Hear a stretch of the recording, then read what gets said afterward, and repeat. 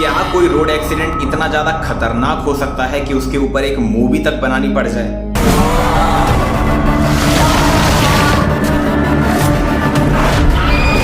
नमस्कार दोस्तों, मेरा नाम है वीर। स्वागत करता हूं आपका एक और क्राइम की सच्ची कहानी में, जो सुनकर शायद आपके होश उड़ने वाले हैं। ये कहानी हमारे भारत की नहीं है, ये कहानी है इंडोनेशिया की। लेकिन इस पूरी कहानी में जो 17 साल की लड़की के साथ होता है, जो 17 साल की लड़की के साथ दरिंदगी दिखाई जाती है, उसे देखकर मुझे लगता है कि ये कहानी आपको जरूर सुननी चाहिए। ये पूरी कहानी सुनने के बाद मैं ये बात लिखकर दे सकता हूँ कि आप सब भी मेरी तरह सिर्फ यही सोचेंगे कि काश ये सिर्फ एक रोड एक्सीडेंट ही होता, इससे ज्यादा कुछ ना होता। कहानी की शुरुआत करने से पहले मैं सबसे पहले इस कहानी के मेन कैरेक्टर को आपको दिखा देता हूं, जिससे आपको कहानी समझने में आसानी हो जाए। ये है वीना सेरोन, एक 17 साल की लड़की जो कि इंडोनेशिया में अपने फैमिली के साथ रहती थी। अब इस कहानी को हम शुरू से शुरू करते हैं। ये बात है 27 अगस्त 2016 की, जब 17 साल की वीना सेरोन अपनी बहन मरियाना से परमिशन लेती है कि वो रात को यानी कि शाम के वक्त अपने बॉयफ्रेंड एगी के साथ बाहर बाइक पर घूमने के लिए जाए। लेकिन उसकी बहन उसको मना करती है, क्योंकि ऑब्वियसली रात का समय हो चुका था, ऑलमोस्ट अंधेरा हो चुका था। तो वो उसको मना करती है कि नहीं, तुम नहीं जा सकती। लेकिन वो थोड़ा सा जिद करती है कि मैं ज़्यादा दूर नहीं जाऊंगी, मैं जल्दी घर पर आ जाऊंगी। तो फिर बाद में उसकी बहन मरियाना इस चीज़ को एग्री कर देती है और वो उसको जाने देती है। और शायद यही उसकी सबसे बड़ी गलती होती है। वीना सेरोन जब घर से बाहर जाती है, वो घूमती है, क्या करती है कुछ नहीं पता, क्योंकि वो घर पर लौट कर ही नहीं आती। उसके घर वाले उसका इंतजार कर रहे होते हैं, वो लोग परेशान होते हैं। वो लोग उसके दोस्त पर, उसके जितने भी कॉन्टैक्ट होते हैं, सबके ऊपर कॉल करके देखते हैं और पता करने की कोशिश करते हैं कि आखिर वीना गई कहाँ। लेकिन किसी को पता ही नहीं चलता कि वो लड़की कहाँ गायब हो गई। फिर सडनली उसके घर का दरवाजा बजता है काफी तेज। दरवाजे पर वीना की दोस्त खड़ी होती है और वो गेट को पीट रही होती है। तभी वीना के जो फादर होते हैं वो जल्दी से गेट को खोलते हैं, क्योंकि उनको लगता है कि शायद वीना घर पे वापस आ गई है। फिर जब वो गेट खोलते हैं तो वो देखते हैं कि उसकी दोस्त पूरी तरीके से परेशान है, पसीने से लथपथ है और बहुत ही ज्यादा पैनिक कर रही है। और फिर वो उनको बताती है कि अंकल, वीना का हाईवे के ऊपर एक्सीडेंट हो गया है और उसको हॉस्पिटल में एडमिट किया गया है, आप मेरे साथ जल्दी चलो।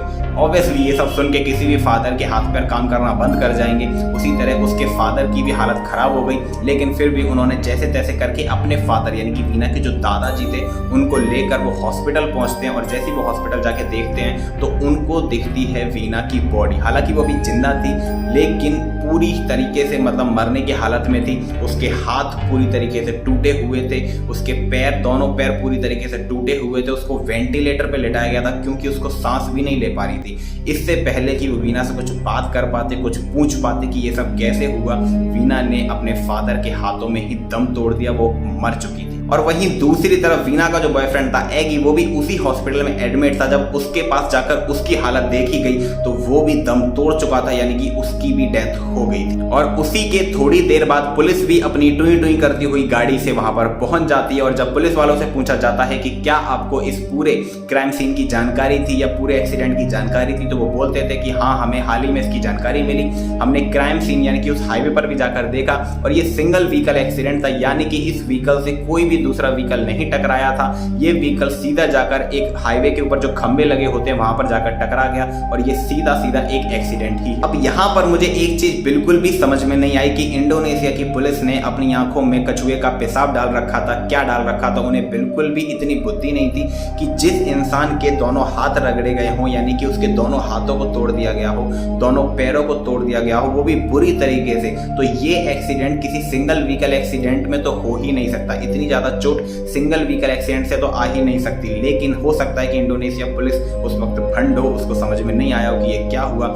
लेकिन जो वीना के फादर थे उनको कहीं ना कहीं डाउट था, क्योंकि सिंगल व्हीकल एक्सीडेंट में ये तरीके की चोटें बिल्कुल भी नहीं आ सकती। अगर सिंगल व्हीकल एक्सीडेंट में चोट आती भी है तो या वो तो सर पे आती है या कोई अंदरूनी चोट होती है जिसकी वजह से इंसान की डेथ हो जाती है। लेकिन जिस तरीके से ये एक्सीडेंट हुआ था, जिस तरीके से वीना की बॉडी पे चोट थी, वो साफ साफ दर्शा रही थी कि वीना को या तो मारा गया है या उसके ऊपर कोई दूसरा व्हीकल चढ़ाया गया है। खैर, बाद में पुलिस केवल 2 दिन के अंदर इस पूरे केस को एक्सीडेंट बताकर क्लोज कर देती है और ये बात रफा दफा हो जाती है। लेकिन जो वीना के फादर थे उनको संतुष्टि नहीं मिलती और जब वीना को घर पर ले जाया गया होता है, यानी कि उसकी बॉडी को जब घर ले जाया जाता होता है, तो सब में ऑब्वियसली रोवाचिल्ली मची होती है। लेकिन वीना के जो फादर थे उन्हें डाउट था, वो उसी दौरान यानी कि जब पूरे घर में सब लोग रो रहे थे उसी दौरान घर से बाहर जाते हैं और उस हाईवे पर जाकर देखते हैं जहाँ पर वो एक्सीडेंट हुआ होता है। तो वहाँ पर जाकर देखते हैं कि यानी कि कोई उनको निशान मिल जाए, कोई सबूत मिल जाए। वो जाकर देखते हैं कि हाँ एक्सीडेंट तो हुआ है, यानी कि गाड़ी रगड़ी तो गई है,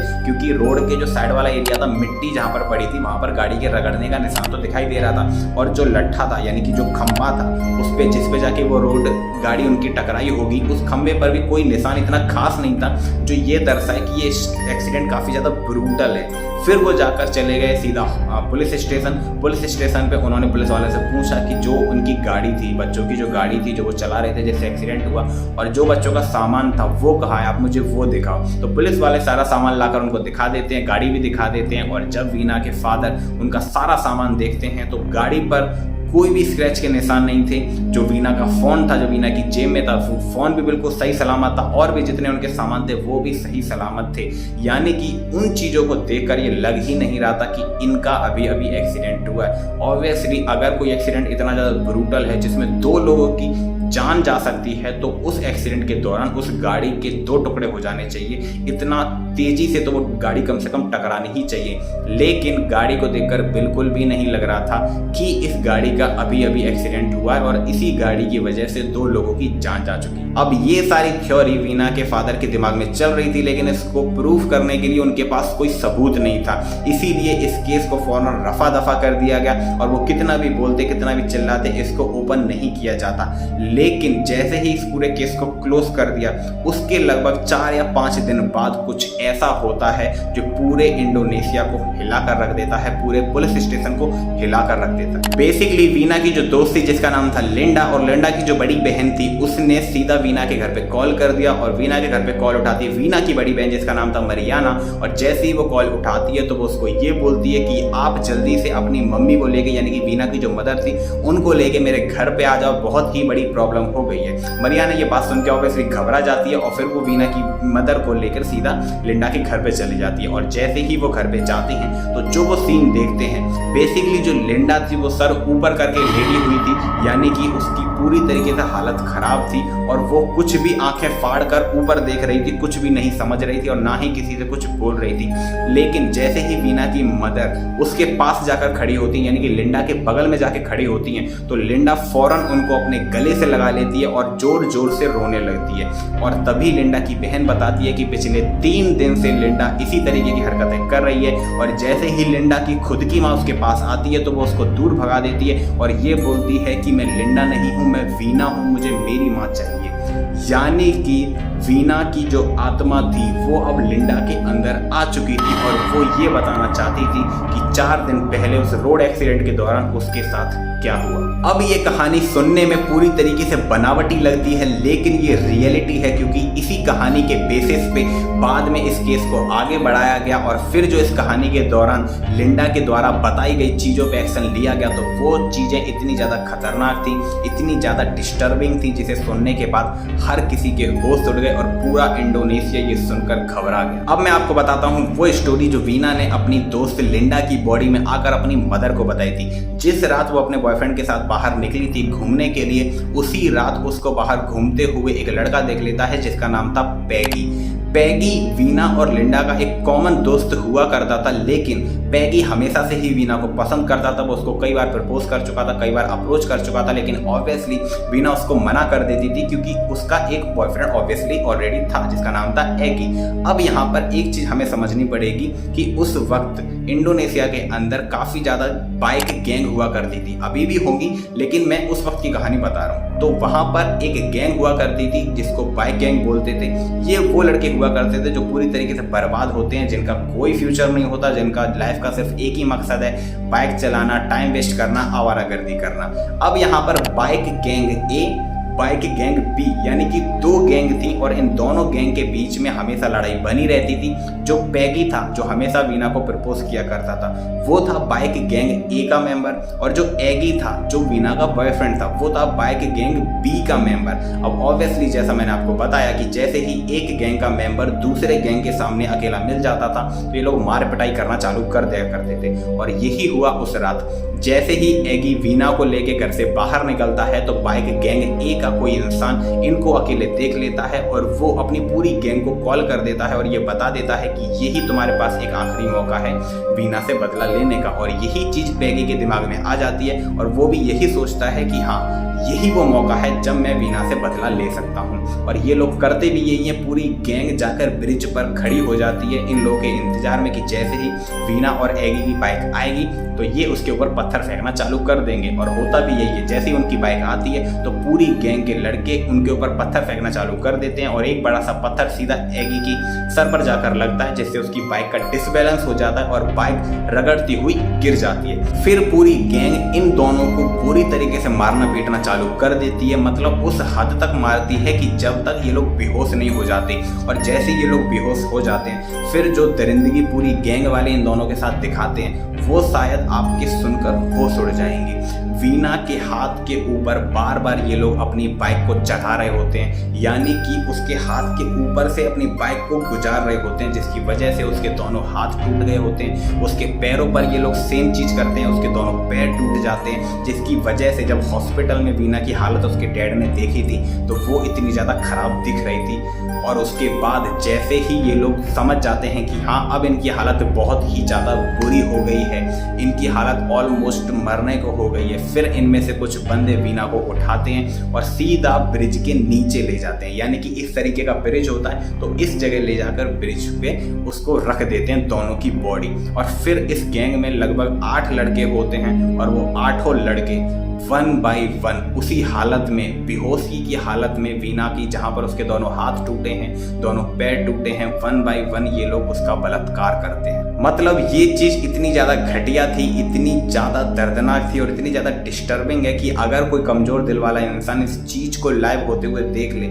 या फिर इवन सुन तक ले तो भी वो पूरी रात सो नहीं पाएगा, क्योंकि इतनी ज़्यादा घटिया हरकत उस 17 साल की लड़की के साथ की गई थी। बाद में अपने सारे कुकर्म करने के बाद ये लोग एक ऐसा माहौल बनाते हैं कि उस स्कूटी को, उसकी जो गाड़ी थी वीना की और उसके बॉयफ्रेंड की, उसको वहीं पर छोड़ देते हैं, पूरा एक्सीडेंट का माहौल बना देते हैं और उनको वहीं पर छोड़कर वहां से चले जाते हैं। और सेम चीज़ जैसा कि मैंने आपको बताया, वहां से फिर उनको हॉस्पिटल ले जाया जाता है। हॉस्पिटल में जाके पता चलता है कि हाँ, ये एक एक्सीडेंट था। पुलिस भी इसके ऊपर ज़्यादा तहकीकात नहीं करती है और सीधा फाइल को क्लोज कर दिया जाता है। अब वक्त था इस केस को दोबारा रीओपन करने का, क्योंकि जब वीना की आत्मा ने लिंडा के शरीर में आके ये सारी की सारी बात वीना की मदर को बताई तो वीना की जो बड़ी बहन थी जिसका नाम था मरियाना, उसने ये सारी की सारी चीजें फोन पर रिकॉर्ड कर ली। उसके बाद ये रिकॉर्डिंग जाकर पुलिस वालों को दिखाई गई और उनको मजबूर किया गया, उनके ऊपर दबाव डाला गया कि वो इस फाइल को दोबारा रीओपन करें और इसके खिलाफ एक्शन लें। बाद में पुलिस वाले ने, जैसा कि उसको बताया गया था वीडियो के दौरान, उन सभी लड़कों को उठाया गया।